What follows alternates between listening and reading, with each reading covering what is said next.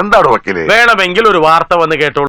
മന്ത്രി K P Ganesh കുമാറിനെതിരെ ഗുരുതരമായ ആരോപണമാണ് ഭാര്യ ബിന്ദു മേനോൻ ഈ ഘട്ടത്തിൽ ഉന്നയിക്കുന്നത്.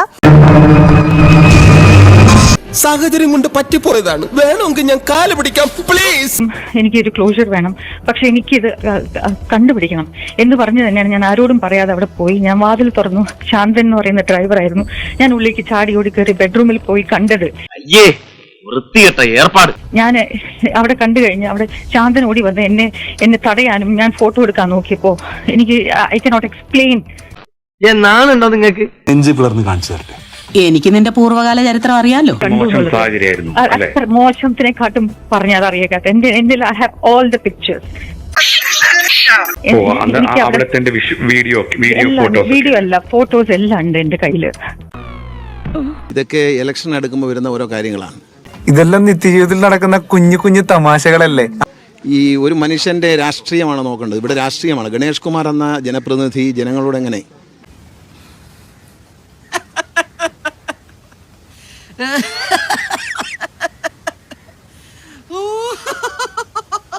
ജനങ്ങൾക്ക് എന്തെല്ലാം ഉപകാരം ചെയ്തു, നാടിനെന്ത്, കേരളം എന്ന സംസ്ഥാനത്തിന് എന്ത് ഗുണം ചെയ്തു.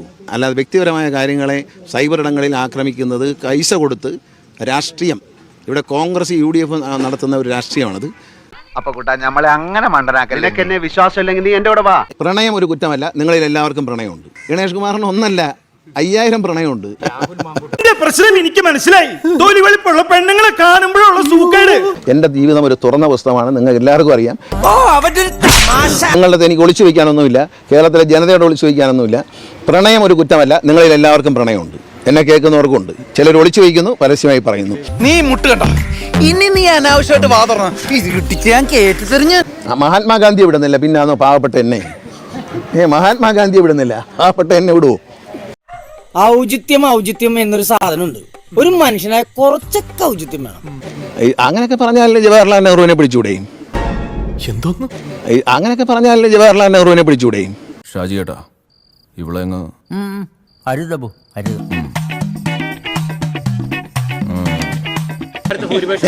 ഭൂരിപക്ഷം കൂടും. ഇതെനിക്ക് ഭൂരിപക്ഷം കൂട്ടലുണ്ടാക്കി തരും.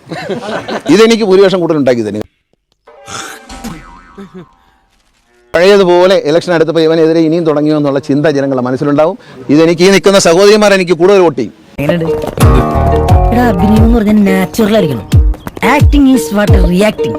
It is behaving, you know. ഞാൻ ഉറപ്പിച്ചു പറയാം. അവർ പറയട്ടെ, അവർ ചോദിച്ചു നോക്ക്, അവരെനിക്ക് വോട്ട് ചെയ്യും. ഇയാൾക്ക് എന്താ ഭ്രാന്താണോ? പാവങ്ങളാണ്, ഞാൻ ജയിക്കും. വൻ ഭൂരിപക്ഷം ജയിക്കും. ഈ സഹോദരിമാരോട് ഉള്ളിടത്തും അങ്ങനെ എന്നെ തോപ്പിക്കാൻ നോക്കില്ല. എന്റെ അമ്മേ, എനിക്ക് ചിരിക്കാൻ വയ്യ. എല്ലാവർക്കും സന്തോഷമായല്ലോ? എനിക്ക് സന്തോഷമായി. എല്ലാവർക്കും പിരിഞ്ഞു പോവാം.